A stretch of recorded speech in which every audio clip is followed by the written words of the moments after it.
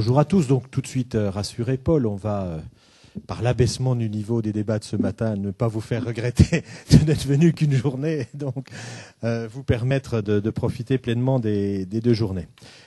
Sur la question, pour être efficace, les politiques publiques de l'emploi et de la formation professionnelle doivent être territorialisées.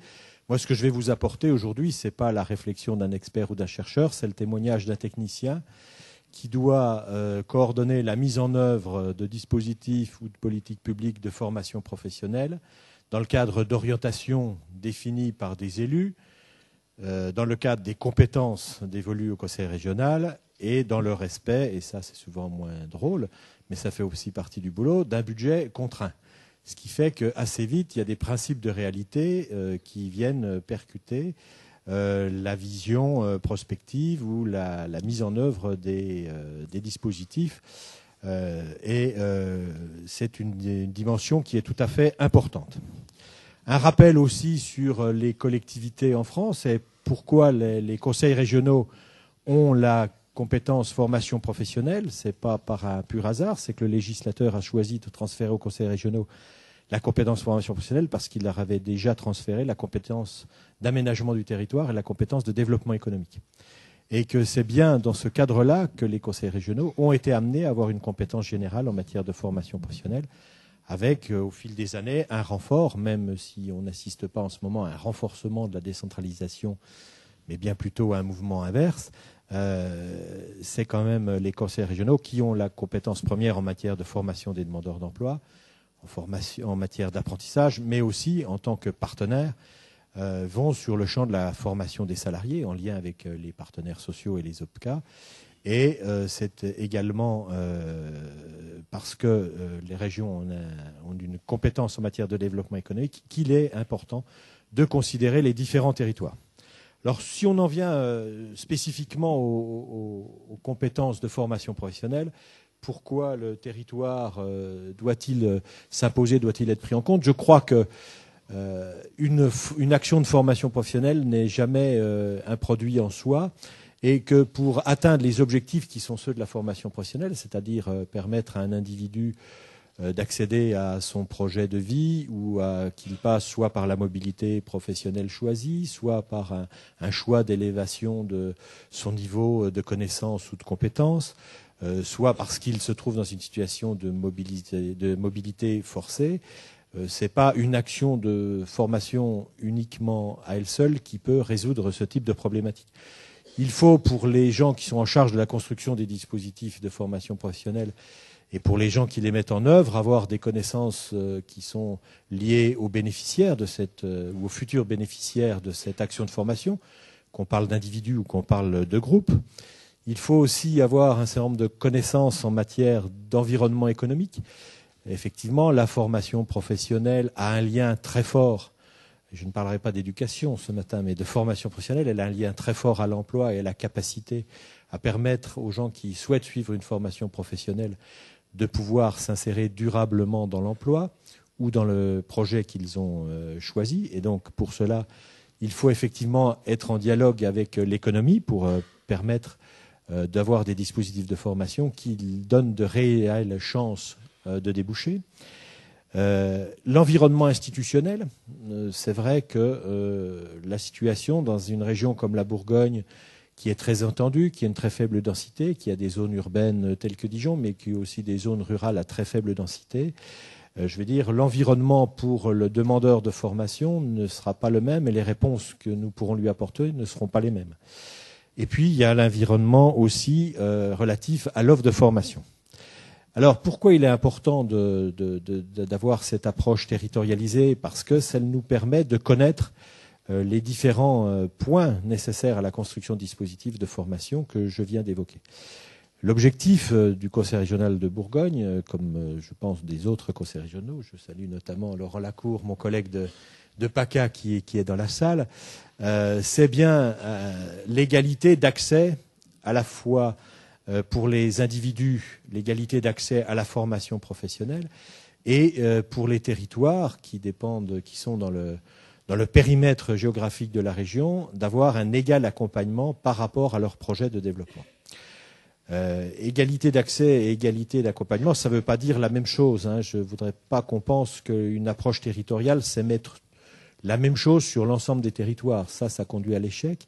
C'est pas aussi non plus dupliquer à l'infini les mêmes dispositifs et les mettre en œuvre partout. J'entendais récemment le plus haut responsable d'un important organisme de formation nationale qui dit la formation, c'est simple, quand ça marche, on duplique, on industrialise et c'est partout pareil.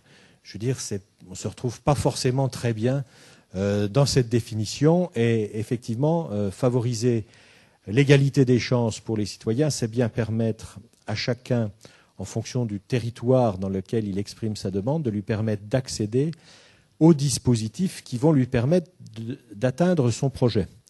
Il ne s'agit pas, et j'ai bien entendu à la fois la vigilance à laquelle nous appelait Guy Jobert hier sur l'approche territoriale et aussi, je veux dire, le syndrome du plaquiste, pour peut-être citer les propos de Mérieux hier soir. Il ne s'agit pas, effectivement, dans un territoire, de faire une approche en disant il y a besoin de 12 plaquistes, donc on va former 12 plaquistes. Non, ce n'est pas ça du tout la démarche territoriale.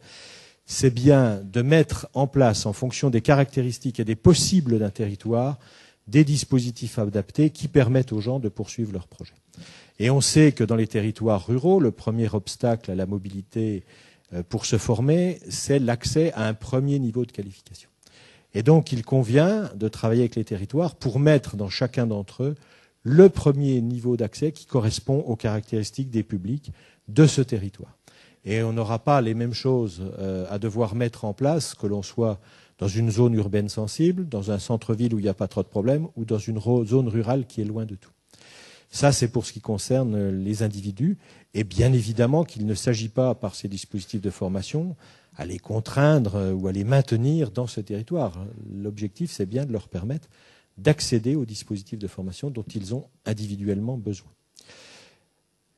Ça veut dire aussi qu'en termes d'information, d'orientation, j'ose pas trop dire de prescription, parce que là encore, ça va avoir une résonance avec le syndrome médical évoqué hier soir. Il faut aussi que les acteurs qui sont les médiateurs entre les bénéficiaires ou les demandeurs de formation et les dispositifs de formation aient une vision technicienne, mais aussi instrumentée, des différents possibles et des différents choix qu'il va falloir offrir à une personne en fonction de son projet. Et puis, c'est aussi pouvoir ouvrir un dialogue avec les partenaires naturels du Conseil régional. Là, je quitte l'aspect de l'individu pour aller celui du territoire. Donc, la territorialisation, c'est ouvrir un espace de dialogue avec les élus, avec les responsables socioprofessionnels, avec l'ensemble des acteurs de la formation d'un territoire, pour, avec eux, essayer de déterminer les besoins de ce territoire. Et je dis bien déterminer les besoins et non pas forcément construire une réponse au sein du territoire. On peut tout à fait apporter la réponse à un territoire donné en dehors de ce territoire. Et ça, je crois que c'est quelque chose qu'il faut prendre en considération. Il n'y a ni les moyens financiers ni l'intérêt de mettre en place des dispositifs sur l'ensemble des territoires pour répondre à toutes les demandes. Et que ce travail d'échange avec les acteurs d'un territoire doit permettre aussi de les entendre, mais doit leur permettre aussi d'envisager que les réponses à leurs attentes ne se trouvent pas forcément, ou pas exclusivement, ou pas forcément dans la durée sur leur territoire.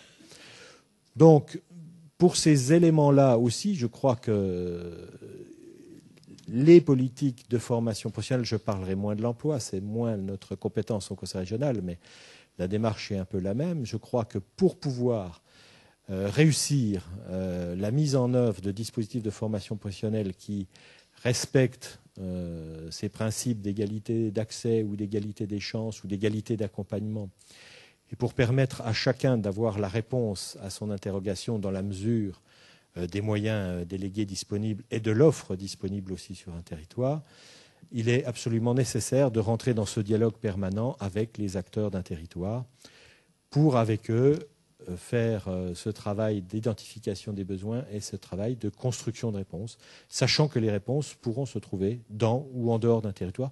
Puis je vais en arrêter là et puis on reviendra peut-être un peu plus tard. Voilà, merci Gérard pour cette réponse un peu plus longue que prévu, mais dont l'intérêt est indiscutable.